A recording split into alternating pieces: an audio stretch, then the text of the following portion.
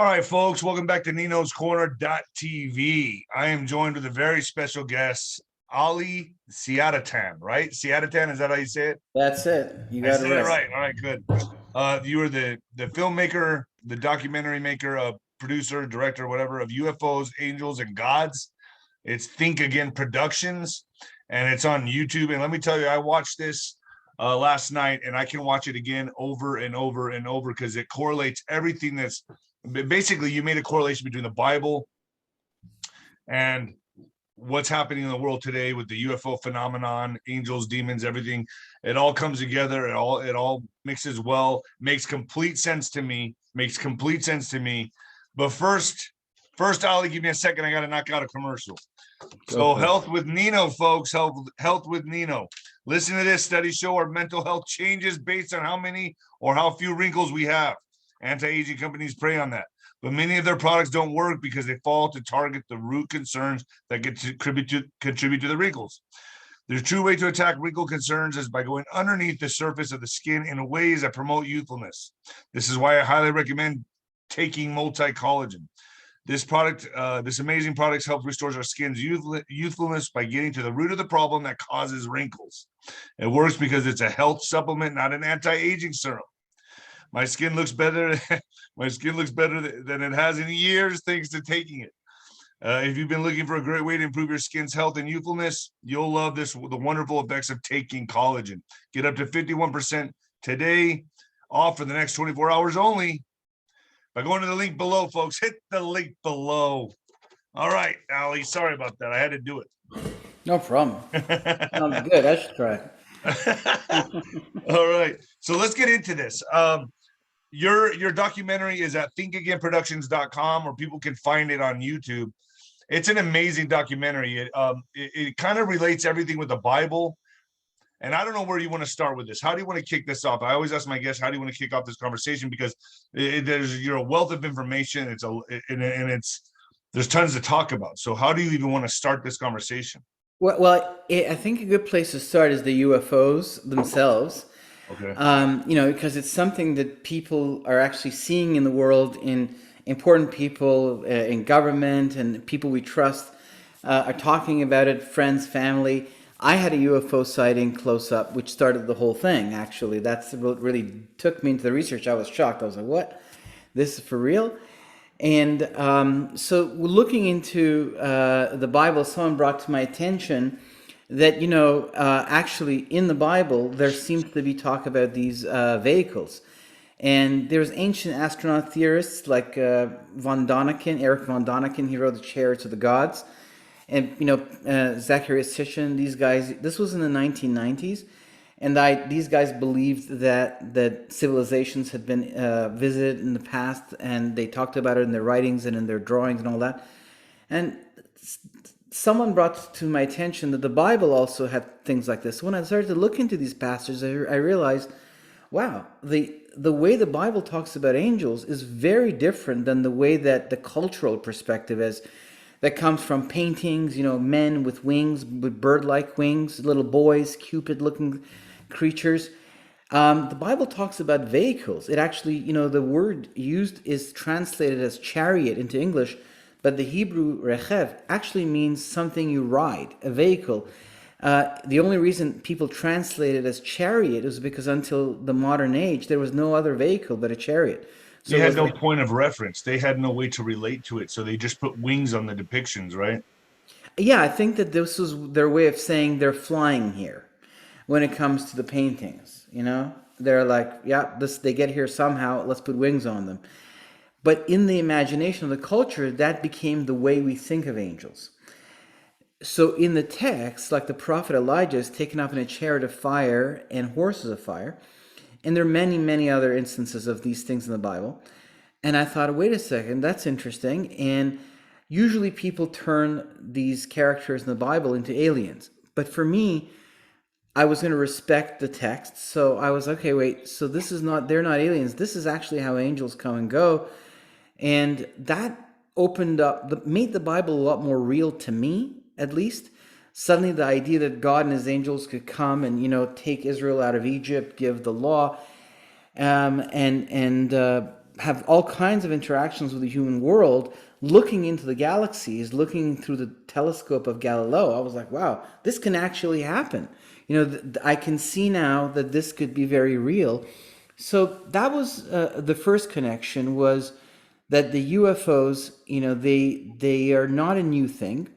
They have been documented throughout the ages, and the Bible's perspective on them is that they're actually what we would call angels.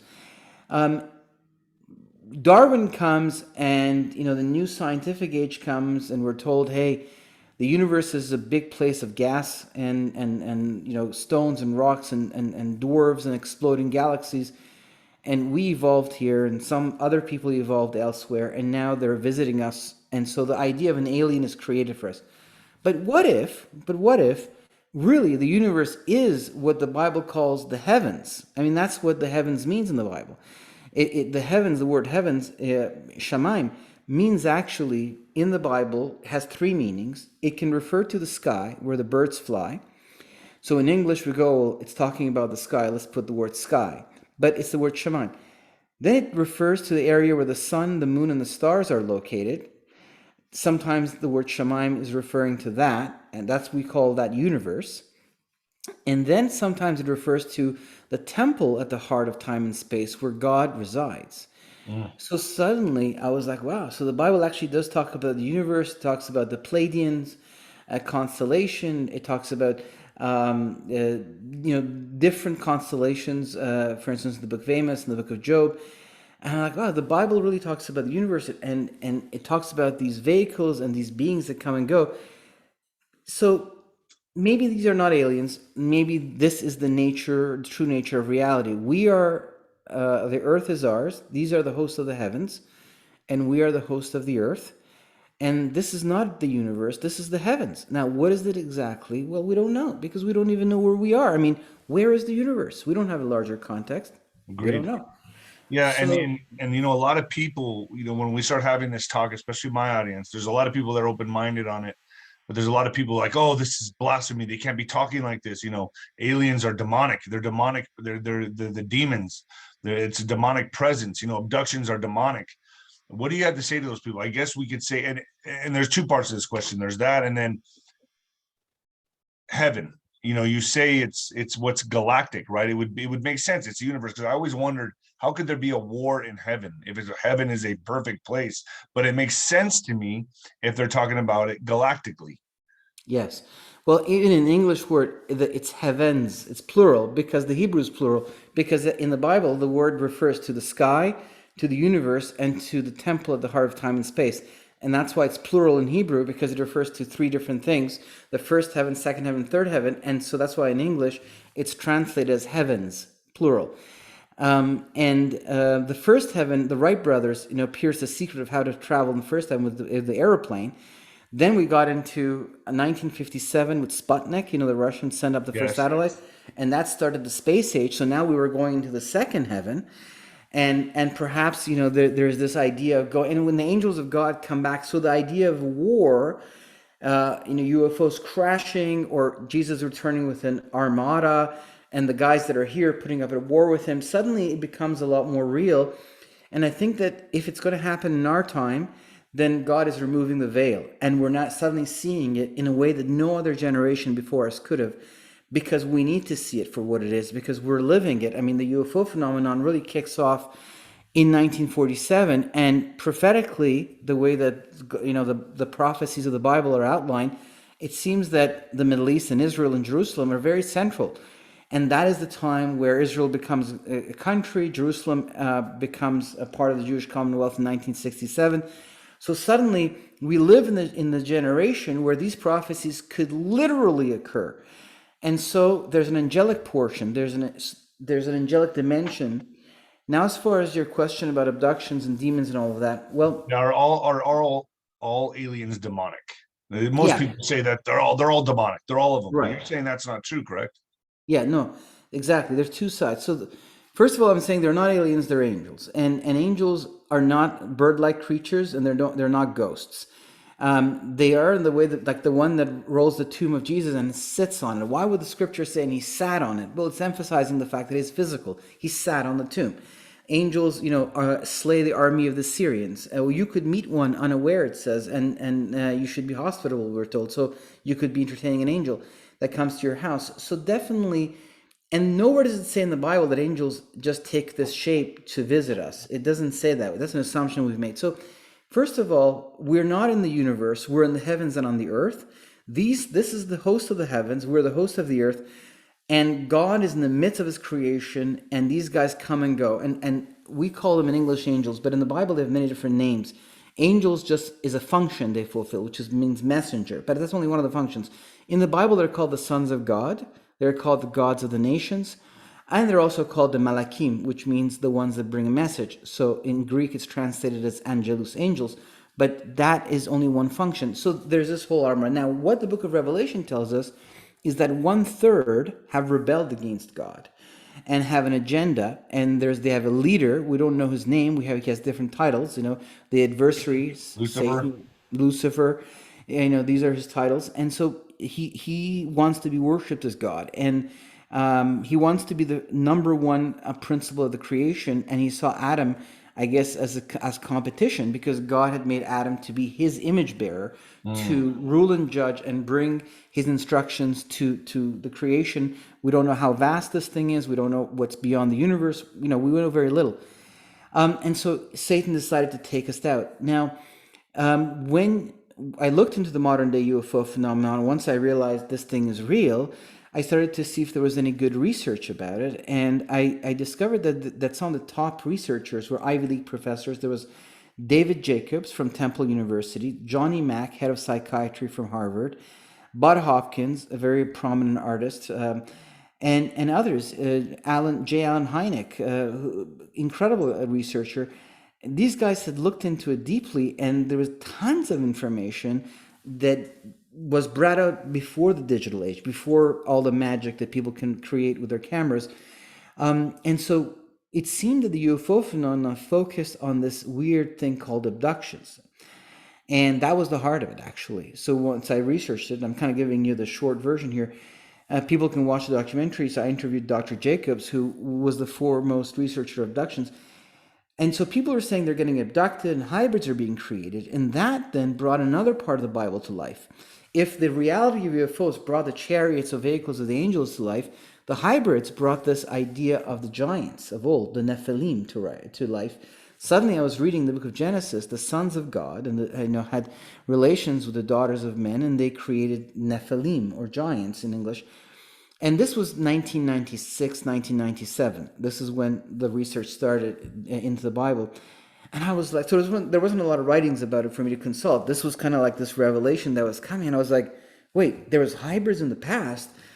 So all of these Greek stories that talk about the Titans, and then I started to research it, and I realized the Assyrians and Mesopotamians talked about it. There was a lot of oral tradition, like from the island of Malta. Yeah, I'll tell you a story. Once I was in Persepolis, and I was looking at the way it was built. It was the ancient capital of the Persian Empire. And, my dad has passed away. He was there with me, and he was an architect. And he said, even today it'd be hard for us to erect these pillars. I wonder how they did it. And there was a guy there with his kids, and I could tell from his clothing that he was a villager. And I turned around, jokingly, and I said, "Sir, how do you think this stuff was put up here? How did they build this stuff?"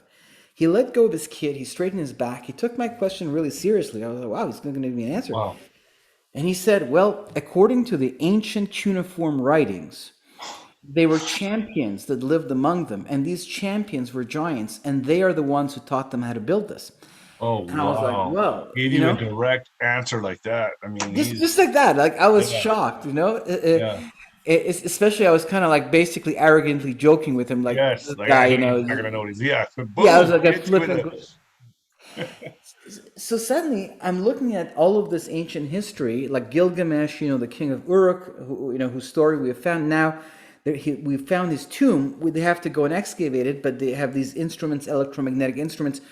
The tomb is exactly where the tale of Gilgamesh says the gods opened the banks of the river Euphrates, and then he was buried under it. I spoke with the guy who's doing the dig. So suddenly all of these stories that had been classified as myth, the way that UFOs are classified as myth and fiction, Suddenly, this ancient history that was recorded by all of our ancestors, including the Bible, concerning these hybrids, now I could believe it because these researchers who didn't have an agenda and who were talking to these abductees who are very normal people. I mean, doctors, lawyers, police officers, judges, ministers, housewives, janitors. I mean, people that from all walks of life, but people that we trust with great responsibility, suddenly coming out and saying this. I mean, look at Johnny Mack, head of psychiatry at Harvard. He decided he was going to debunk the whole abduction phenomenon. And then suddenly in 1994, he shocks the academic world, publishes a book called Abductions, in which he says it's all real. Wow. And, he says these people are normal people. They have no reason to just make up some strange story about their lives. And the way they are telling the story matches the way that people tell stories when they tell the truth. He can analyze that. He's the head of psychiatry at Harvard. So he becomes a researcher from then on. If hybrids exist today among us, and since then, I mean, this was in the mid-1990s, and this is we're in 2022. Now I've done tons of research. I've met abductees. I mean, so I know for sure there's even hybrids that live in the city where I live. But the hybrids would be part of the demonic agenda, right? That would be part of the Luciferian agenda, right? Right. They're trying exactly. They're trying to mix their genes with God gene, right? I mean, is that the best way to say it? Yeah, exactly. Because man was made in the image of God, and these guys want to make creatures in their own image. So once I realized that the hybrids of today and old are real, then I had to ask myself, who are these guys? And that's when I realized, the fallen angels. So this angelic world divides in two. Now, the majority of the UFOs that are here that we're seeing are the fallen angels, and they are creating hybrids, and is part of an agenda. It has a plan, a middle, beginning, and it would end. be part of the transhumanism agenda as well, and the transgender, the trans everything would be part of probably an insult some people, but it seems to me like what we're talking about here, that'd be a demonic agenda. Yeah, I think that's the undertow. Change the nature of reality so that you can reinvent it the way you want it done. Make it an abomination. Make it an abomination and gather the world against the second coming of Christ. That's where it's headed, ultimately. On the way there, you're going to create darkness in the world so that you can redefine reality the way you want it. You're going to present yourself as the saviors of the earth. Eventually, we're told there's a final empire in the Bible prophecy. There are 7 empires. The seventh one is on the horizon, and perhaps the events that we're witnessing and you're documenting are showing us that it's rising. And they're going to have a leader, kind of like Hitler. It's like an occult reality with a leader that represents the dark spirituality. And he then, it says in the Bible that he does lying signs and wonders and make fire come from the sky. So maybe he will make an open UFO connection. He'll say, these guys are talking to me, and they're going to help us transition to a better world. Because that would be the Antichrist. That would be the Antichrist. And so the idea of gathering the world against heaven's armies, you'd have to redefine the Lord also as an invading alien in order to fool people. Because why would people go to war against God? It doesn't make sense, right? I mean, not believing and rebelling, fine. But going to war against God is insanity. So unless your perspective has changed, you look at there's a movie called The Day the Earth Stood Still. It was released in 1952, I think. Early on, the UFO phenomenon, when people barely knew anything about it and research had just started officially, openly, already these guys were saying, we know why they're here. Well, it was a seed, an idea being planted in the culture. It was propaganda. And from the beginning, the idea was that they're here to help us and save us. And they're kind of, the pseudo-Messiah. That's what Antichrist means, instead of the Messiah. So this is the agenda. And at the end, they're going to do the same thing. We're the good guys, and these guys coming are the bad guys. Yes, hybrids. So they divide into two. The good guys are on the way, but they're also here because they protect us. It's important to understand that the bad guys are cornered. That even though they have a loud voice in this season of history, but ultimately they're cornered. The Lord has already won. A power has been removed, and that's why you can see it. Everything they're doing right now, even in the deep state, are desperate moves. Yeah, everything's really desperate. It just seems to me they're forced moves. Right. It's a final attempt to consolidate power, create empire, and try one last time to make a go of it. So we'll see, what happens. Why are we in such a crazy story? It's because of who we are. Another thing that has been, changed is our perception of our own identity. We really are the children of the one who is made in the image of God, and we are in a cosmic story of galactic proportions, and involves God and the world of angels, and the world of fallen angels, and the world of hybrids. And the reason we're in such a crazy story is because of who we actually are and who we've always been.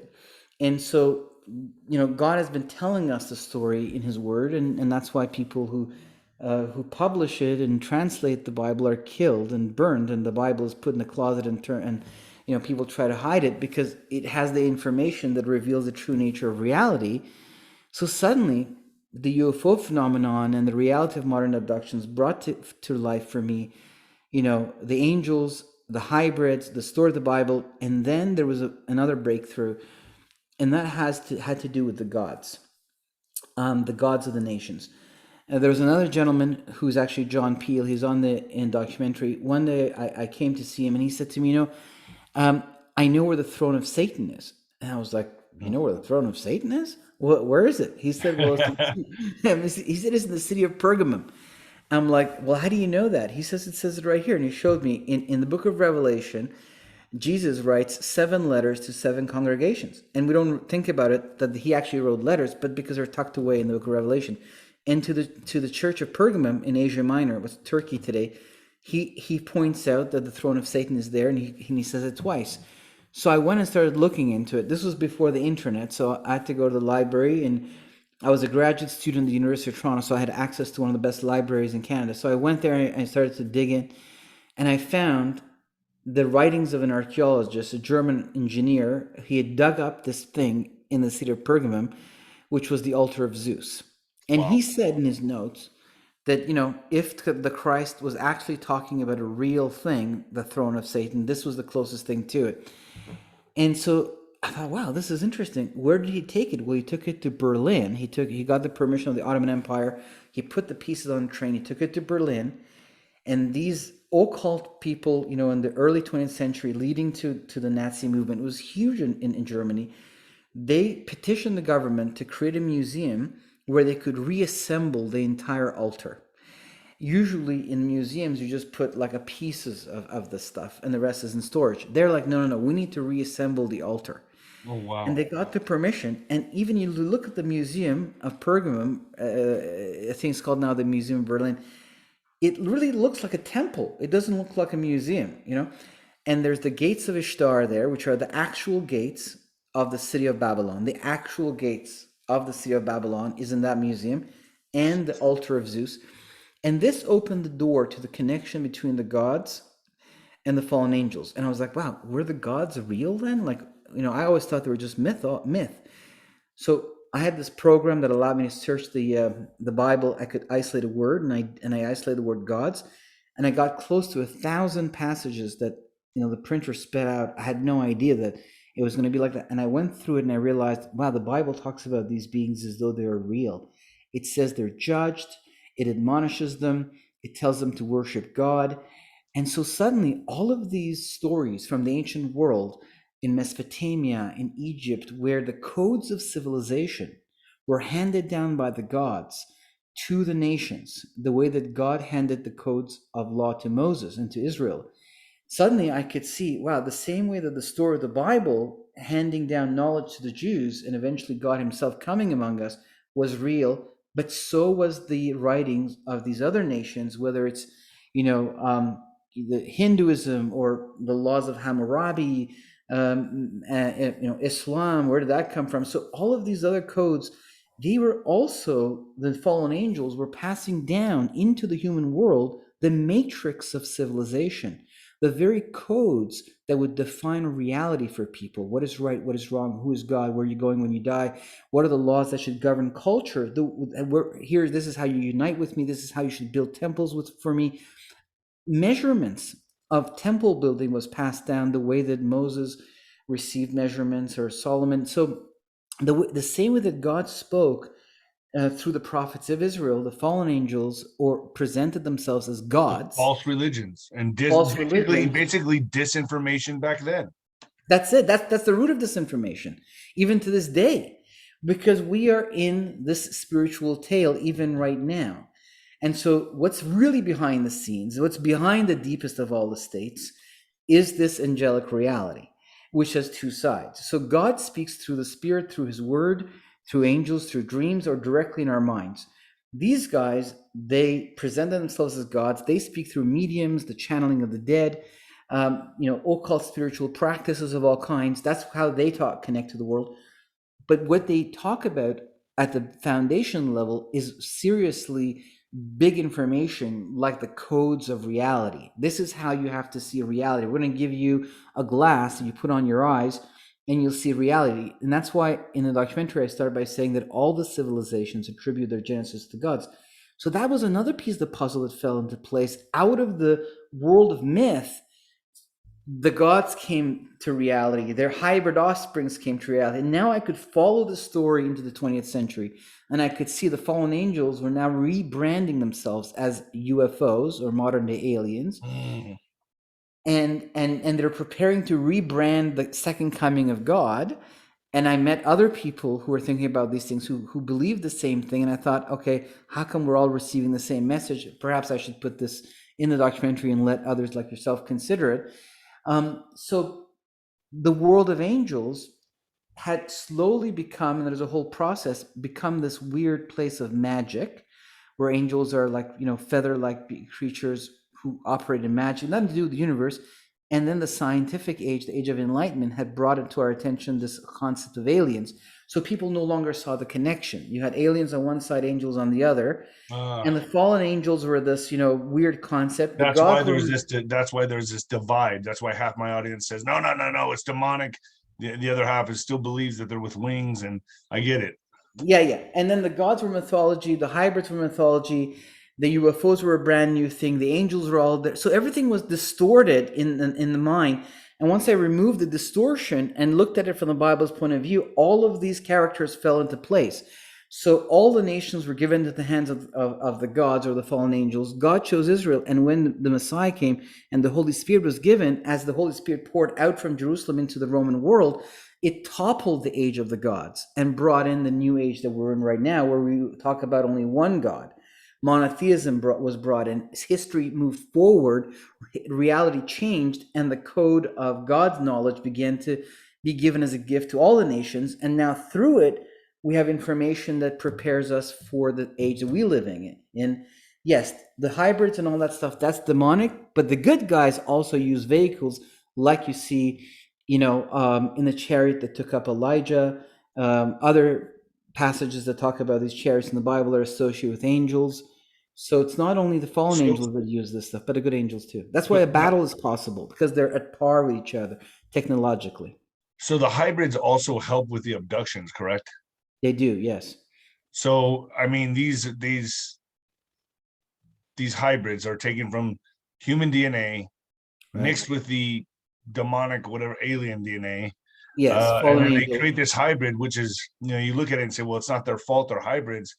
What are they ultimately demonic? They're obviously demonic, right? Hybrids? Yeah.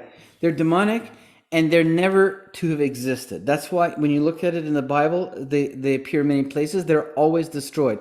They're destroyed by the flood. They're defeated by Abraham. The children of Israel kill them when they come into the land. Goliath is killed, who's a descendant of the hybrids. Always in the Bible, they're eventually defeated because they were never meant to be part of the creation. They are distorting God's image. They're distorting God's image. That's it. They're abomination. They're tying the houses of the fallen angels are tying into the bloodlines of the human race. Wow. And these are modern day hybrids, but if you now follow the ancient hybrids, that takes us into the houses of rulership, the elites. They go back to, they are the children of ancient hybrids. So the elites today believe their bloodlines really are the ancient hybrids. Yes, I think so. That's part of my new research, Goliath Rising, my next documentary. So where does the Nephilim fit into all this? They're the giants, correct? Nephilim is just a Hebrew word for hybrids. That's all it is. That's all it is. So when they say the fallen angels came down and took women and mated with women, yes, I always thought these fallen angels were giants. Were they giants? Were some of them giants? Some of them not giants? Because I don't know how that could happen between a giant and a regular human being. Yeah. I don't know how that mix would happen. Yeah. Well, it seems first of all that the children were giants, so we don't know, if what the fallen angels are. Um, I think some of the fallen angels have bodies of light, the way that the angels do. They have gamma ray bodies, the bodies that we will have. That's what I think Jesus, when he transfigured on the mountain, he was showing the next model, like the next prototype of the body. The Beyond that, I have some abductees giving me these drawings they made of these beings, and they look like they have hands and feet and stuff. They're tall, but they're not like gigantic. So I don't know. I don't have enough information about the fallen angels. Now, the mating, how did that work? Was it actual sex? Was it like, more a scientific way of creating kids? We don't know that either. I think it was like the Bible says, they actually did have relations. Their kids were giants, and that must have not been an easy birth, but they did come out. Yeah. Yeah. So let me jump to this real quick. We're going to jump forward a little bit. And this is a question I wanted to ask you earlier. I've heard that they're planning a fake alien invasion, okay, in order to bring together in this one world government. That's like the last card they'll play, and they're gonna play it. What's your thoughts on that? And are we living in the time of revelations right now? These are great questions. Project Bluebeam, I think that's what you're referring to. This idea that Well, it definitely, I can see clearly, like the Masons, they have a saying, ad chaos orderum, out of chaos comes order. You create a problem, you present yourself as a solution. Perhaps even the pandemic, it has, things like that. But basically, we're definitely I can see that there's going to be problems, and they're going to present themselves as a solution. Now, is that going to be one of the problems, a fake alien invasion? Well, I don't know for sure. We'll have to see. But perhaps once we get that close to the second coming, maybe the Lord and his angels, they start to appear in orbit. They don't have to fake it. They can just say, look, what's this? And that's when the Antichrist can pull on his connection and say, they're good aliens are with me, and these are bad aliens. The good ones have come to help us, into the next cycle of history. And these guys have come to stop us. And so he, in the minds of people, he can reverse reality, because it says in the Bible that people who don't have a love for the truth will be told a lie. And it says the lie. You see it now. You see it now. You see it plain as day. Yeah. And I'm watching these people take everything hook, line, and sinkers blows me away. That's it. So it looks like if you don't have your spiritual radar on, you're susceptible to believing this misinformation. And so these guys are going to have a final misinformation, and that misinformation might just be pointing to the reality of God's angels already here. Like it says that the moon will turn into blood, and people say, well, that's an eclipse of the moon. But what if there's actually bases on the moon? As these guys arrive, they shoot it. Like, what if it's that literal, right? I don't know. I do see, like, for instance, in the documentary, I have a footage of one UFO shooting at another, and the other one's kind of running away. I saw that. Yeah. And that footage was criticized, to death when it first came out. It was on a Columbia shuttle. They had cameras on the shuttle, and it was just randomly filming space, and it filmed that. And it was a very famous footage when it came out, and I thought that's interesting. And UFO crashes, like Roswell. Why would UFOs crash? Well, if there's a war in the heavens, then it does make sense why UFOs would crash. It's just that the way we've seen because you think, they have this advanced technology, they're here to visit, they're just checking out our planet. How would something mess up so bad to where they would crash? Aren't they? How much pilot error can there be? Right. But if there is a war, and then that video you showed in your documentary of something shooting at the UFO, that was coming from Earth. Right. Yeah. So obviously we have weapons here shooting at them. Right. There was two UFOs. One shoots at the other, and the other. Oh, the UFOs shot at each other. Yes, the UFOs shot at each other. Wow. So there you go. That would be the war in the heavens. That's it, right? So now we're not used to thinking about the world of angels in this way. Why? Not because we actually know what the world of angels looks like for real, and this information is weird. In the past 2,000 years of, let's say, church history, people haven't really looked into the world of angels in the Bible. It's not a great topic of conversation. And people before us, they just couldn't understand these things. So they kind of, made it into the image of their civilization. It was magical. It was. This is the story. This is a long story, but I'll try to make it as short as possible. Basically, in the Bible, there is, for instance, the destruction of Sodom and Gomorrah, and God rains fire, and people think, oh, this happened because God imagined it, and he saw fire come from the sky. But in the Bible, God actually orders his angels to go and destroy Sodom and Gomorrah. When we think of technology, it's just God's creation organized according to an understanding of reality. Like the tree is a technology, it provides air. The donkey the Lord rode was a technology. The ship that he sat on, and he preached out of the Sea of Galilee, that ship, that boat was a technology. So if you take the Lord and you put him in the heavens, in the midst of his angels, in technology that is far superior to the ships of Galilee, or to the donkey that he rode, people get indignation. Oh, how could you do that? Well, I don't know. You're saying he was at the end of Roman whips. He was on the back of a donkey. He was on a little boat in the Sea of Galilee. I'm putting him in something that's far greater than any of that. So it's, God, of course, is beyond these things, but he can choose to be in the midst of his creation. So he chose to be in his creation because he could do all things anyway. So he entered the universe. He entered the planet Earth because he chose to, because he can do all things. He's outside of space and time. He can do that. But the angels who's running. I mean, I'm just wondering who's running heaven up there when he's down here. I don't know. Yeah, the Father. But this is the angels are like us. They are not as like God. They are constricted by the laws of physics. They can't just go like this. And so when Christianity came out of Israel, it entered Greek thought, and Greek thought spiritualized it. It just made everything ghostly. Like there's a ghostly realm. The angels are ghosts. Jesus is a ghost. Everything is non-physical. That was Greek influence. Then in the Middle Ages, there was a division between Christians. Some said, oh, let's study the earth and let's catalog science because this is God's creation and it's one way of actually learning about God. Let's learn about what God has created. Another group of Christians said, no, we shouldn't do that. We should only focus on the soul. And so there was a divide in Christianity. The ones that went in that direction of documenting the world, they kind of laid the foundation of what eventually became science. Then you look at the Age of Enlightenment and people like David Hume, who comes and says, oh, we should only believe in what our eyes can see. And you have atheism and secularism and these ideas that start to come up in the 18th century. The church's reaction is to double down on this unseen realm and say, we don't really care what you guys have to say. We're going to go deeper into this ghostly world that we've inherited from the Greeks and from the Middle Ages.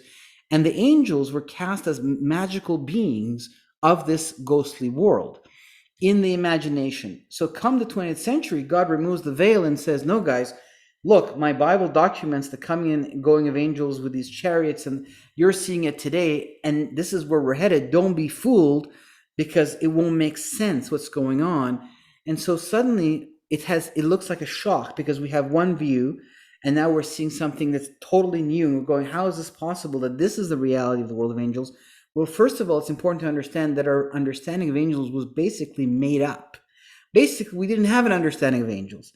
Now we're looking deeper into the passages and examining the evidence that we're seeing at the time, at the intersection of history where we're living in, which is the time perhaps of the second coming and the war of angels coming to a head, Armageddon, which is a spiritual battle of, the climax of this whole thing.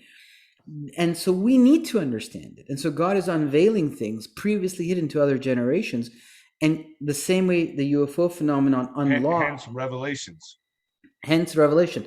And so the book of Revelation is opening up like never before. It's still very mysterious, but it's opening up. So if the UFO phenomenon unlocked for me many passages in the Bible then told me what this was. They kind of played off each other. And so it all came together like a piece of a puzzle that perfectly fit.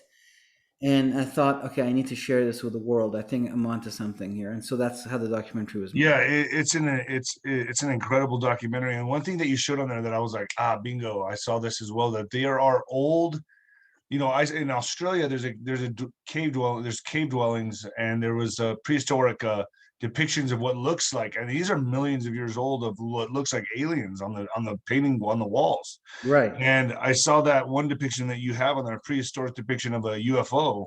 So they Yes. were seeing these things all the way back since the beginning of time, but Yeah. time. So In the Garden of Eden, God speaks in the plural, and it's talking about him and his angels. And that's why Eve trusted Satan, because he's part of the world of these guys. We are of the world of God and angels. All of the creation on earth is, and they have been part of our story from the very beginning. They gave us the codes of civilization. We are living in the world that they defined for us. The codes they gave us, including the Bible, defines reality for us to this day. Whether it's the Bhagavad Gita, the Quran, in all of these texts, they came from the two sides of this fence. let me ask you something else here. The aliens that they depict, you see them with the big, like ant-looking faces. They have an oval face with big eyes. Right. Do they all look like that, or do a lot of them look human? Are they humanoid looking? Are the humanoid looking ones angels? Are the ones that look like ants and like insects, are those demonic? Or Yeah. it doesn't matter. They all Well, that's that. I mean, obviously, I don't have the precise, but this is what we know so far. The Bible says that you can entertain an angel's unawares, and we see that in the Bible, the angels look human. So that's one reality. Now, people say they took that shape to interact with us. The Bible doesn't say that. It just presents them that way, and so they could be looking like us. I mean, we're of the world of God and angels. The ones that you're talking about with the big eyes, I have some great drawings that Abductions have given me in the documentary that they have different names in the world of modern ufology. They're insecticides, lizardians, and they are definitely demonic. They're fallen angels. So if you actually want to say fallen angel, that's one. And they do the mind scans. There's actually a great footage on YouTube where Dr. Johnny Mack from Harvard, he goes to Zimbabwe, where these kids in a private school in Africa are in the courtyard, and they run into the school screaming their heads off. And the teachers are like, "What's going on?" They're like, "There's these creatures just appeared." And then he goes to interview them, and it's real. They have a UFO sighting in that school, and these creatures come. And that's what the kids describe, what you just described. So these guys are the bad guys. Now, are any of the good guys looked at like that? I don't know, but I know for sure that these are the bad guys. And so this is one brand of the fallen angels, one type of the fallen angels. What do the other fallen angels look like? I don't know. I think the top of the line, the leaders of the fallen angels, I think they have bodies of light, like the angels of God. But this is as far as we know. Now, the hybrids, they look like us. They go through a process of making sure they do. That's interesting. I was going to ask you that. Why do they want to look like us? Is it because they want to corrode the God gene? Is it because they want to deceive? Yeah, that's a great question. Everyone has been struggling with that question for decades now. So definitely the abduction phenomena has changed. The recent research is no longer about the creation of hybrids. The recent research is about the infiltration of hybrids among us. They have homes. They live in subdivisions. They live together. So they're walking among us. They're walking among us. Abductees, when they're put under neurological control, they're told to help them get social security numbers, driver's licenses. That's a big thing, especially in the States where you need a card. Help them teach them how to drive. So it's about infiltration. Now, why are they infiltrating? That's where we are now in the research. Well, what is their why mission? are they infiltrating, and are they soulless? Are they soulless? How smart are they really? They're telepathic, so they suck out a lot of information out of the abductees. They ask about all aspects of life: what's dance, what's philosophy, what's religion, what's music. They sometimes accompany them to work so that they can see them work. So they're learning to be human. Now, to what end? Are they part of an army? Are they going to infiltrate the culture and change it culturally, politically, whatever? How smart are they? I think, this is my personal opinion, that the Dark Angels, they have their own agenda. Doesn't mean it's ever going to actually come to pass. Their agenda, I think, is to replace the human race with a race of hybrids, devotees, abductees that like them. That some of the abductees like it. People who worship them and who reject God and say, whatever vision of reality you're giving us, we want that. And slowly kind of get rid of the people that are actually against all of this. I think that is their ultimate goal, is to replace the human race with an entirely new race, with the fallen angels at the helm, with their children and their bloodlines controlling the houses of government, and exporting their revolution into the heavens. But God's prophecies tell us that the reality will shape out in a different way, and we see that over and over again, God's word prevails over these designs. That So these guys have. do they accomplish their goal to an extent? And then when they say the second coming of Jesus will be coming through the clouds, are we essentially talking about a UFO? Yeah, The definitely. clouds, I mean, a huge mothership or something. I mean, what would it Something be? like that. Something like that. So in the People are Bible, gonna say, no, it's gonna be Jesus in the flesh with the nail prints. He's gonna oh no, come. that's true. He will be, but he doesn't come riding a white horse, or he doesn't just appear in a toga out of a dimensional gate that opens with these guys that stand in midair. Because in the Bible, like in Psalm 68, it talks about the vehicles of the angels, or the chariots of God, rechev Elohim. It says the chariots of God, like in Isaiah 66. I got to read this. It's only one verse, but it really answers your question, I think. Okay. So it's worth it. Let me just bring it up. Isaiah. Okay, 66. So Isaiah 66, verse 15. It says, oh, that's 62. Sorry. Okay. Isaiah 66. Okay, here we go.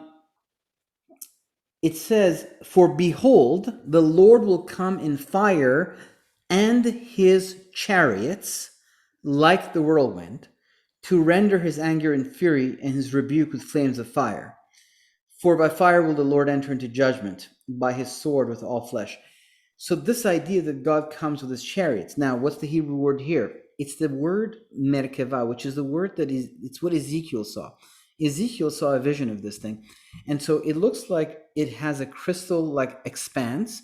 Underneath it, there are 4 angels that command 4 wheels. The wheels are vertical, and they're intertwined. Imagine a horizontal wheel and a vertical wheel. That's what Ezekiel is describing. Okay. Then next to each one of these, which means they can roll and go in any direction that God commands it.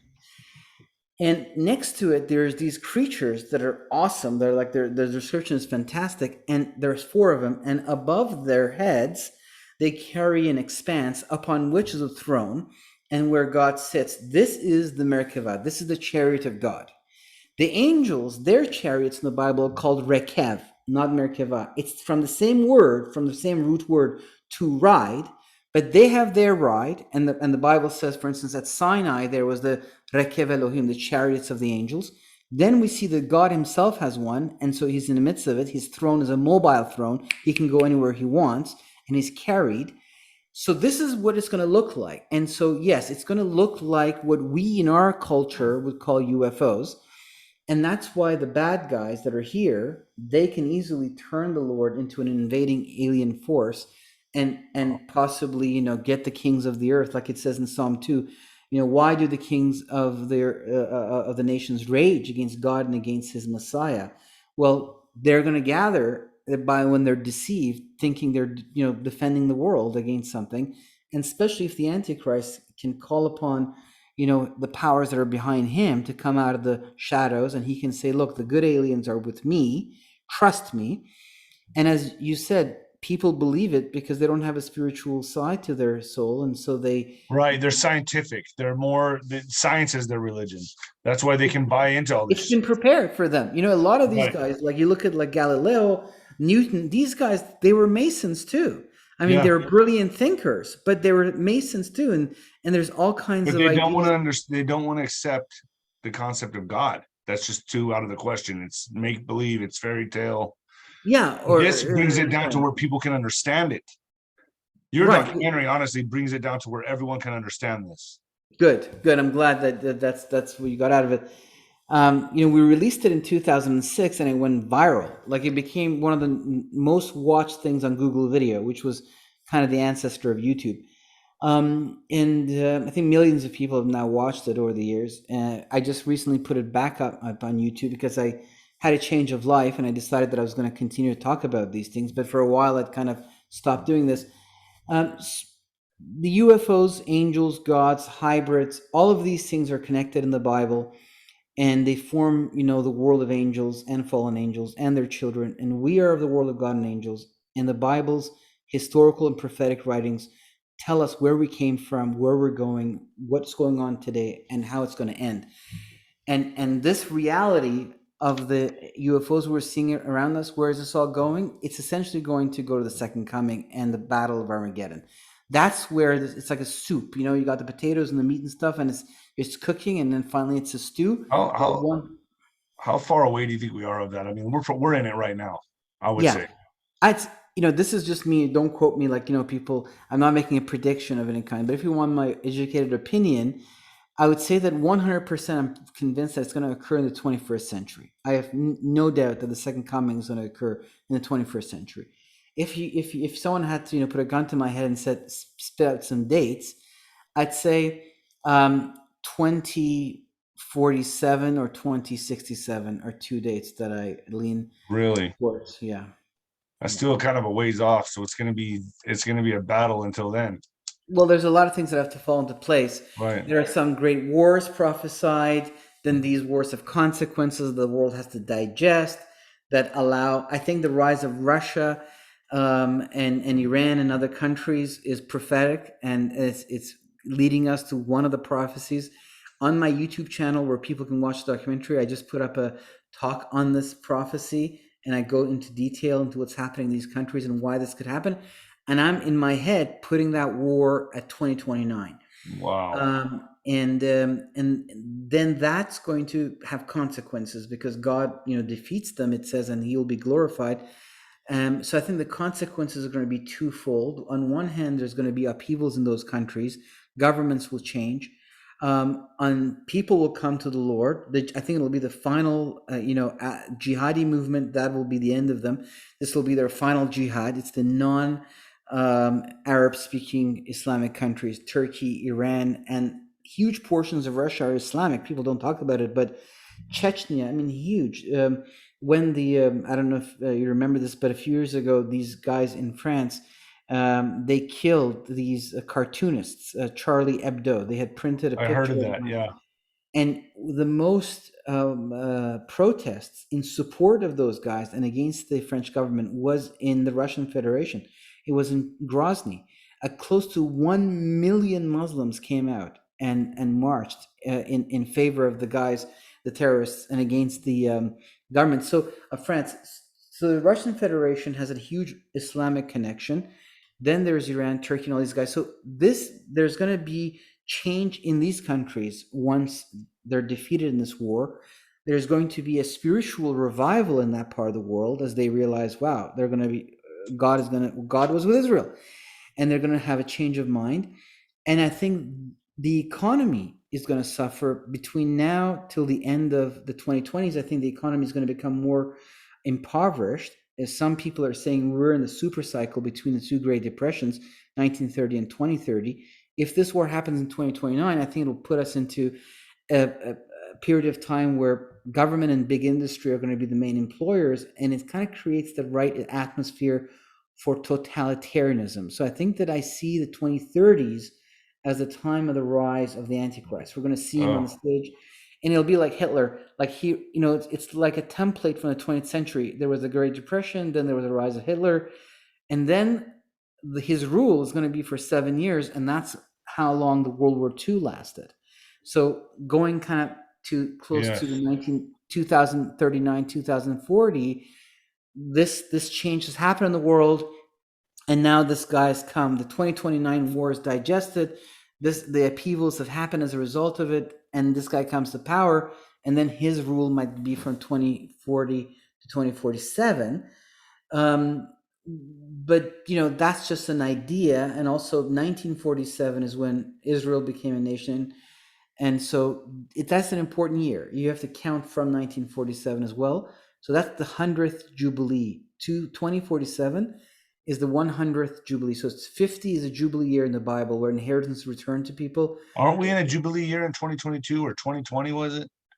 We are right. Yeah, we are in a Shemitah year right now where, you're not supposed to cultivate the land. It's supposed to be a time of blessing, but also a time of judgment. So we'll see if we get an economic judgment like we had. The Taliban took over Afghanistan, which is kind of when 9/11 happened.